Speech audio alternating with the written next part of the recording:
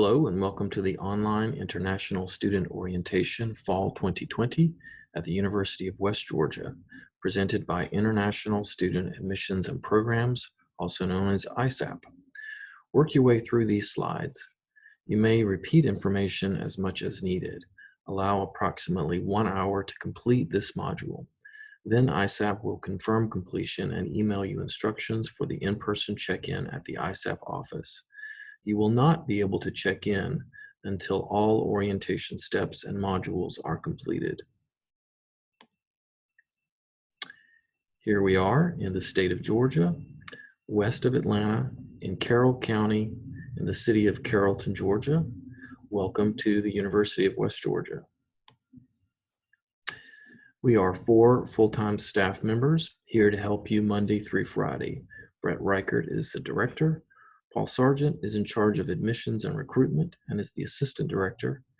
Danielle Plummer is our office manager.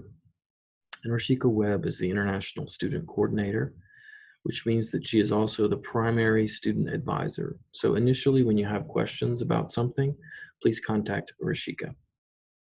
You can find our direct emails on the ISAP webpage. So why are we holding this session? Normally we do this in person, but due to obvious reasons, we're doing this online to help you transition to the US and to the university, to understand and locate helpful resources, to understand and use US health insurance, to understand US tax requirements, and how to get academic advising and help. Most importantly, and our number one goal in this session is to help you understand how to protect your immigration status. We also want you to be able to get involved in events so that you can actually see something else besides the UWG campus during your stay in the US. We have normal office hours Monday through Friday from 8 o'clock until 5 p.m. However, our advising hours are different.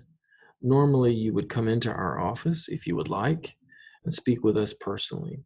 However, due to COVID-19, we will not have any in-office advising this semester, unless in case of emergency. We will provide alternate ways to contact us and be in constant communication as needed. The only way you can meet with us in person would be through a pre-planned appointment. Again, there is no walk-in advising, and if you do come to the office, you will be required to wear a face mask. This semester, there are a couple of important dates there at the bottom of the screen. On Monday, September 7th, campus will be closed for the U.S. Labor Day holiday, and your instruction this semester will end on Wednesday, November 25th. Then you will leave campus for the rest of the semester.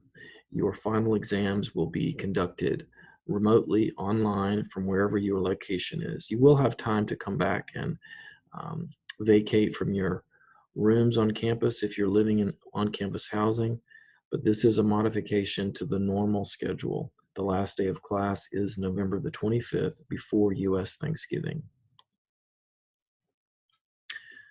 The best way to get information is to use the website that we maintain for you. It's full of information, and this is just a screenshot. There on the right, you can see our website. After this orientation, you will be considered current students. So check out these tabs under current students.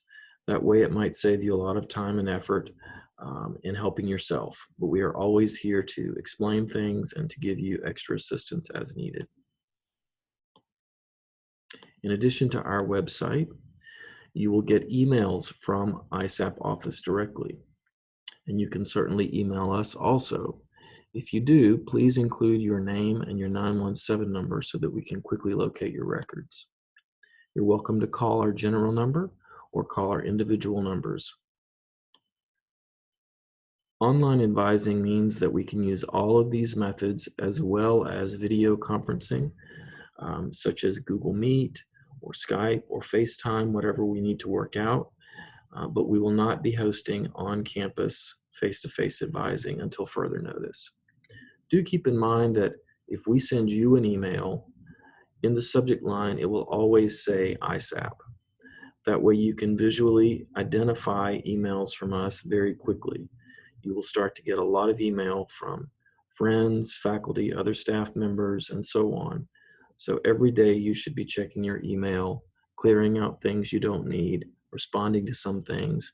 But if you see ISAP in the subject line, it's important. We don't email you very often, but when we do, you need to understand what's in the email. There's also a new feature on our website at the bottom of every page, which is a live chat, and that's available to you during normal operating hours, Monday through Friday. We are also on Instagram, so you can find us there, and we will send you a monthly newsletter to your UWG email as well as your personal email. So we also post our newsletters on our website. If you don't check them out, when you get them, you can always go back to that web page I just showed you, and it's the first tab under current students. Please take note of these important deadlines this fall. All tuition and fees, including housing, meal plan, are due to the university by August 19th. It is a state law that if you owe the university any money after this date, the system will automatically drop you from course enrollment, which could lead to an immigration problem. So class starts on August the 12th. That gives you a full week to pay your bills, settle your schedule, so that you won't have any problems with classes. Health insurance is something that is automatically added to your bill, but you do have until September 9th to enroll in the plan and activate the plan if you choose to use it. If you don't want to use the university provided health insurance plan, you have to go through a separate process in order to waive it. You cannot simply not have insurance. So we'll talk about the waiver process in another section. All right, moving on to immigration and visa regulations.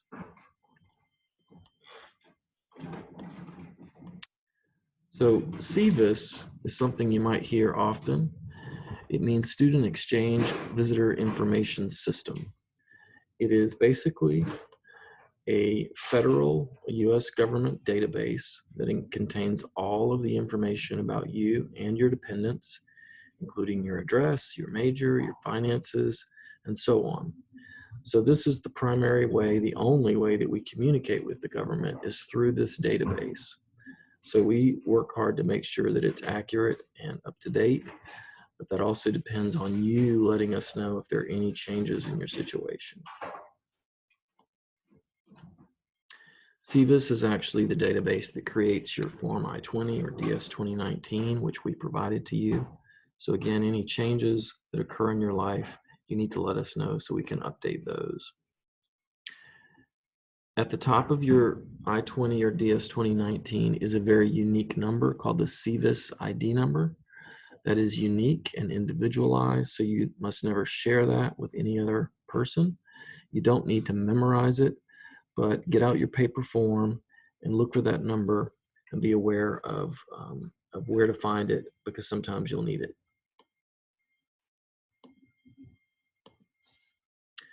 So again, the paper form I-20 and DS 2019 is a reflection of some of the information that's in the SEVIS database. So every time you have a personal change or an academic change or financial change, we need to update this for you. In addition, these forms need to reflect a correct and accurate program of study date. We'll talk about that in a minute.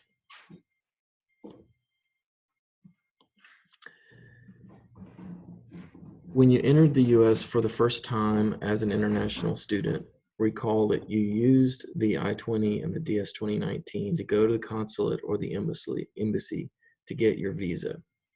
So these forms describe your status, but they are not your status. Your status is not something that you can touch or fold up or hold in your hands. It's just an abstract fact about you. You either have your status or you don't. And so part of the goal of this orientation is to help sure that you know how to maintain your status. Because when you lose your status, that means you're here illegally. So we want to make sure that doesn't happen. Another way to say that you're in status or you have good status is called active status. The opposite of active status is terminated status. When you become terminated, that means that you are not in the US legally, and that's a bad situation. Sometimes it's unavoidable and we'll try to help you, but if you follow the information and come to us for advice, we'll make sure that you don't get terminated. Also keep in mind that your visa is for a specific purpose. You have either an F visa or a J visa.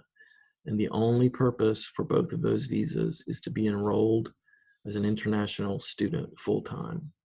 So everything that you do in the US needs to be related to that activity. In other words, you can't come into the US on a student visa and then get a job or start a business or something like that. Another form you need to be familiar with is called the I-94. This is kind of like a receipt that you get at the port of entry, and it shows what your status is as you enter the country and what your category of visa is, as you can see here on this example. So as long as you're following the rules and maintaining your status, then you're allowed to be in the US as a student for the duration of your status. And that's what the DS means, duration of status. The I-94 is a free form that you can print out with your specific information from this website. Of course, you have to enter some unique and personal information in order to bring up your record, but they no longer print this for you and put it in your passport. It's only available if you go to this specific website to print it out. Keep in mind that all government websites end in the letters GOV. So if you look for this website and you come across a website that says you have to pay for it or that you have to give personal information, that's not the correct website. So make sure that you're using the correct website to look up your I-94 number. All right, I want to talk about 6 important dates that are on your Form I-20. They're also on your DS 2019, but since everybody mostly has an I-20, we'll just talk about this. All right, first important date is your date of birth. Next, we have the program start date and the program end date. Another way of thinking of this is when you're going to start school and when you will finish school. The program end date is very, very important because in case you don't finish your degree on time, you might need to extend your stay. And only the DSOs, the 4 staff members in ISAP who have access to see this, can extend that date. It's also very important to understand that you must request the extension before the final program end date. Look at this example. It says the program end date is May 31st, 2021. So if you come into our office on June 1st, the day after, we cannot extend this for you. That would mean you have to go through a long, complicated government process with a fee in order to get it corrected. So make yourself a note of the program end date. If you do need an extension, it's free, but we have to do it in advance. Another date on your Form I-20 is the date that we created it, right here in ISAP. So not an important date that you need to know, but it's just one of the dates on your form. Many of you will request and be authorized to work off campus for an internship or after you graduate. So anytime you get work authorization, that information will appear here with a specific start and end date. It'll also indicate your employer name and your location. If you need to work on campus, that does not require any authorization, and that information would not appear here. This section is only for authorization to work off campus. And do keep in mind that if you work off campus, it is absolutely illegal to do so unless you're authorized to do that. But we hold a separate workshop on the work authorization process. So just see our website or ask us about that when it's time. This is an example of the DS 2019, which is a very similar form, but it looks a little bit different because it comes from a different government agency. So same 6 dates are on it. Let's talk about your visa. There's a lot of misunderstanding about what a visa can and cannot do. So let me make it simple for you. You have a key to your house or your apartment, maybe a key to a car. A visa is the same thing as a key. It lets you inside the US, and that's all it does. It has your name, your status, and when the visa was issued. But the dates on your visa have nothing to do with your status. It's just a permission form that lets you enter the US. So if your visa date expires and you're still in the US, it's okay to stay in the US as long as you have status. What's important to understand is your visa is not your status. The visa is the category that you have status. It gives you permission to travel to a US port of entry. In most cases, that's going to be the international airport. But a port of entry can also be a land crossing or a seaport. But the port of entry information is going to be on that form I-94 that I showed you. So if you want to print that out, make sure that it says the port of entry, where you entered the country originally, and the date and the duration of status and the category. The tricky thing about visas is that although they expire all the time and it's okay to stay in the US after it expires if you're maintaining status, you cannot enter the country without a valid visa. So if you have to go home for an emergency or you go home over a break or over the summer, if your visa expires, then you do have to get a renewed visa in that case, because again, it is an entry key to the US. And if your visa has expired, it won't work. But it's okay to stay in the US with an expired visa if you have the correct status. We want you to maintain a valid passport, your Form I-20 or DS 2019, and your I-94 at all time. Speaking of your passport, this document belongs to you and to your government, so that is your responsibility to make sure that it is valid. We advise that you set yourself a personal reminder about 6 months before your passport is going to expire. You need a valid passport to be inside the US. It's part of your status. So it is, again, your responsibility to make sure that you have a valid passport. Sometimes if you go home for a break or summer, something like that, if your passport expires, but you have a valid visa, then you're not going to be able to enter the US. So passport is part of that status package. Just make sure you're aware of when it is going to expire. You do need to use originals when you're outside the US, so applying for a visa or getting your new passport. But we advise that when you're inside the US, you put all of these original documents in a safe place and don't carry them around with you.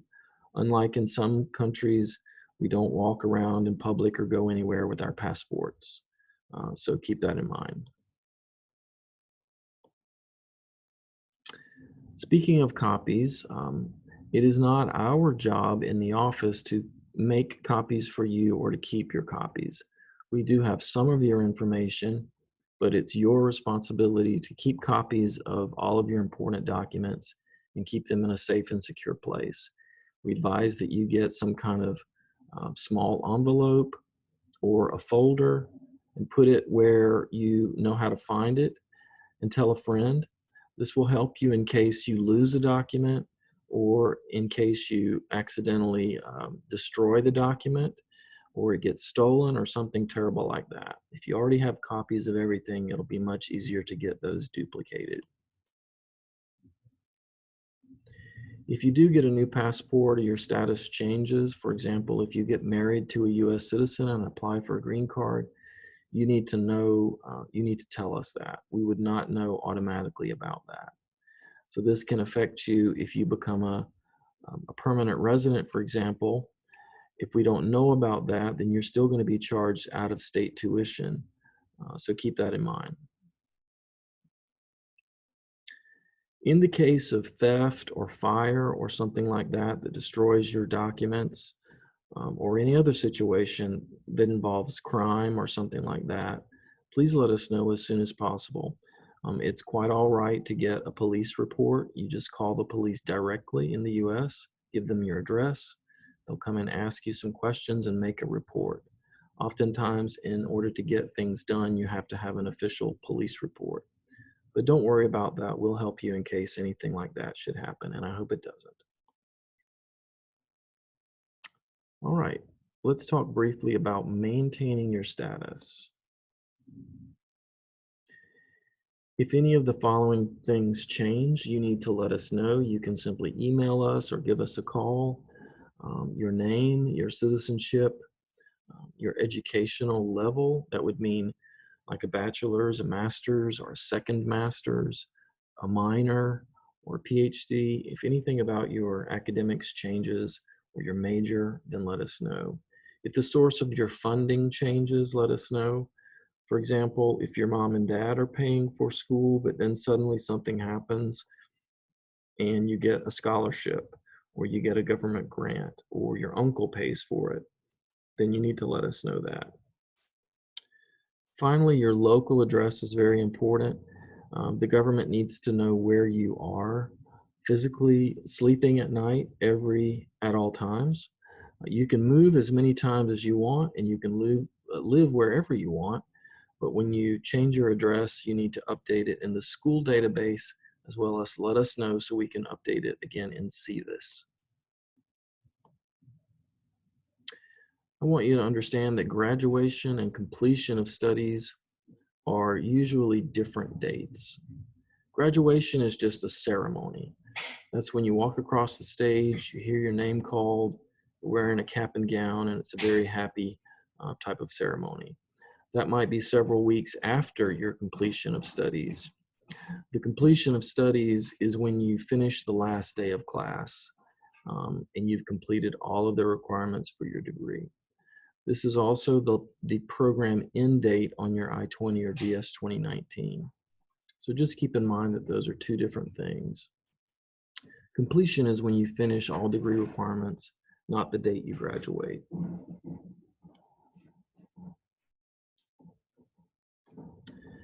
Just to remind you, if anything happens and you need more time in the US to complete your program requirements, you might need to extend the dates on your I-20 or DS 2019.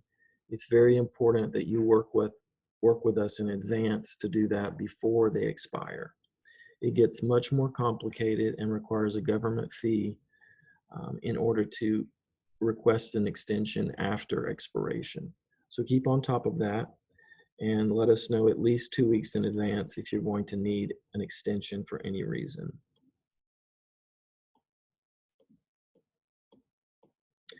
Speaking of your status, you have a student visa. It's called either an F1 or a J1, and both of these fall into the non-immigrant category. That means as long as you are in the US in F1 or J1 status, you can never be a permanent resident. You can never have a permanent address in the US because, by definition, this is a temporary status. So your local address is just wherever you are living in the US, but you cannot use a post office box, also known as a PO box. It has to be a physical street address. Your international foreign address is your permanent home address in your country. But the mailing address can be either. That's just simply where you want the university to send paper mail to you.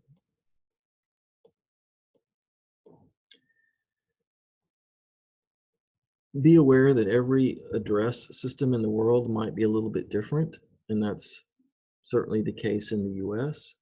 If you don't understand this slide, then you might not actually receive the mail.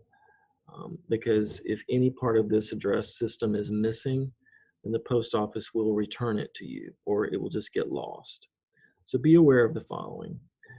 The first line of a US address always starts with a number, and then the name of the street. On the second line, you would add optional information such as an apartment number, a suite number, or a room number, but line 2 is not required unless you live in an apartment or a room. Line 3 is the most important, and it has to be in this order: the city, the state, and then the postal code, also known as the zip code. So take a look at this example.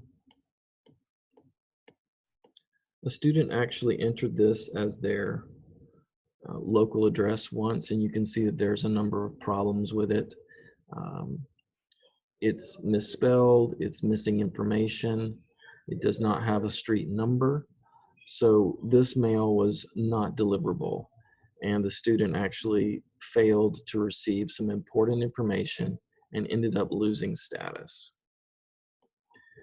What they should have done was written the address exactly like this, with the number in the first position, then the name of the road. It could be a road, a street, a boulevard, an avenue, but it's always going to be a number and then the name of the thoroughfare. Optional information on the second line, and then the city, the state, and the zip code. That is definitely something that you need to memorize. All right. So that concludes the first part of our orientation. And now I'm going to hand it over to my colleague, Rashika Webb, who's going to share some more information with you in the second part of this recording. All right. Thank you very much.